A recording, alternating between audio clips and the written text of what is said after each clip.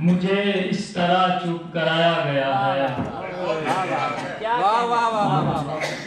گلے سے پکڑ کر دبایا گیا ہے، مجھے اس طرح چپ کرایا گیا ہے،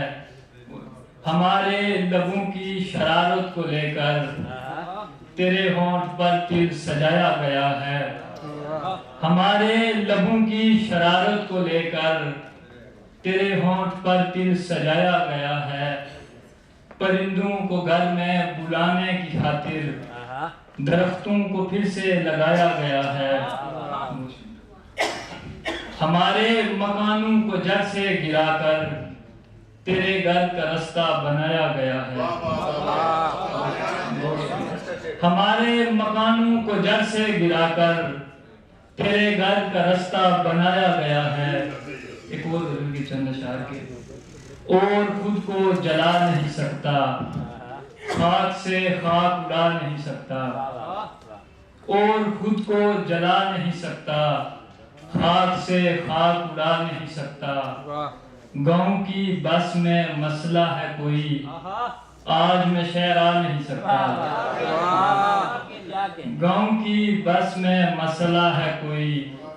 آج میں شہر آ نہیں سکتا، چڑیا کا آنا جانا ہوتا ہے، گھر کو تالا لگا نہیں سکتا،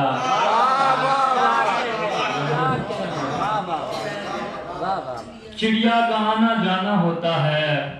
گھر کو تالا لگا نہیں سکتا، میں ابھی خود سے باتیں کر رہا ہوں، آپ کا فون اٹھا نہیں سکتا، میں ابھی خود سے باتیں کر رہا ہوں، آپ کا فون اٹھا نہیں سکتا، ایک اور غزل کے 2-3 شعر کے، روز اس کی گلی میں جاتا ہوں اور سیٹی بجا کے آتا ہوں، روز اس کی گلی میں جاتا ہوں اور سیٹی بجا کے آتا ہوں، کیا تمہیں میری یاد آتی ہے، میں تمہیں روز یاد کرتا ہوں، آخری شعر کے، اس سے پہلے کہ بات بڑھ جائے میں یہاں سے چلا ہی جاتا ہوں۔ جیتے رہیے عالی صاحب، دیکھیں نوجوان اپنی داستانیں شعروں میں کس طرح ڈھال رہے ہیں، جیتے رہیے، یہ ہمارا نوجوان ہمارا کل کا مستقبل ہے، خدا اسے روشن رکھے۔ دوستوں سے گزارش ہے کہ اس کے بعد بزم شعر و ادب کا مشاعرہ پارا کمیونٹی سینٹر میں ہے، سو